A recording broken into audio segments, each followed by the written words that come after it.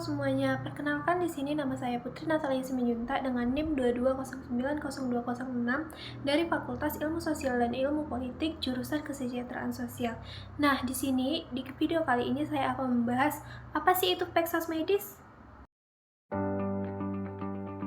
Sejarah pekerjaan sosial medis. Pada awalnya, istilah pekerjaan sosial yang kita kenal saat ini merupakan wujud perkembangan zaman dan ilmu pengetahuan dari istilah almoner. Almoner yang merupakan relawan yang bekerja di rumah sakit yang peduli terhadap pasien-pasien yang berada di rumah sakit.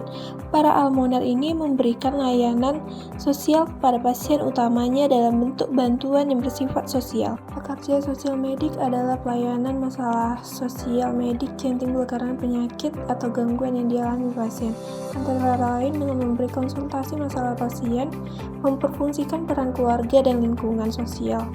Pernah kebayang nggak kalau beberapa pasien di rumah sakit biasanya mengalami beberapa masalah yang dihadapi ketika berkonsultasi, seperti masalah pengurusan asuransi, kebutuhan dukungan moral, dan penanganan pembiayaan yang mungkin menjadi kendala bagi pasien. Nah, disinilah peran dari suatu profesi yang biasa kita sebut dengan pekerja sosial medis. Pekerja sosial medis berperan memberikan dukungan yang diperlukan pasien rawat inap dan juga keluarganya. Karena tidak menutup kemungkinan kendala bisa saja dihadapi pasien maupun keluarganya bukan, pekerja sosial medis memberikan saran untuk menyelesaikan masalah tersebut dan memberikan masukan sesuai kebutuhan pasien.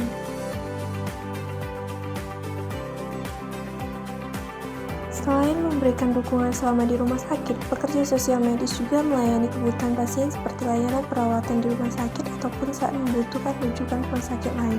Pekerja sosial medis akan dengan senang hati membantu kebutuhan kamu. Nah, para pekerja sosial medis biasanya adalah karyawan dari rumah sakit.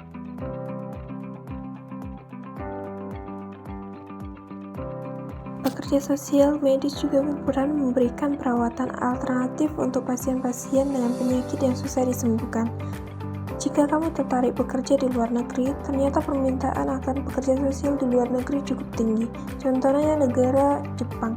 Jepang meminta sekitar 400 orang setiap tahunnya.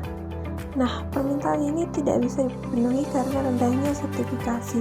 Makanya saat ini kamu menjadi pekerja sosial medis yang benar-benar terverifikasi agar diterima pasar internasional.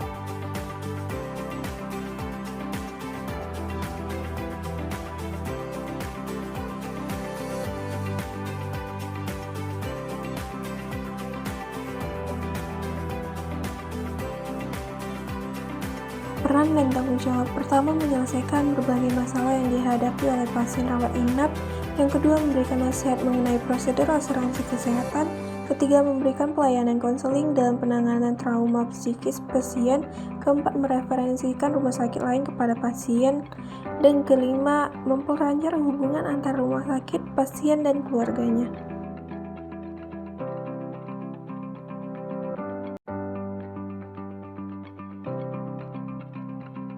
Nah, jika kamu tertarik pada profesi ini, maka ilmu yang harus kamu pelajari adalah yang pertama ilmu kesejahteraan sosial, kedua ilmu psikologi, ketiga ada ilmu sosiologi, keempat ilmu keperawatan, dan yang terakhir ada ilmu kesehatan masyarakat. Sekian mengenai video tentang Peksas Medis. Terima kasih.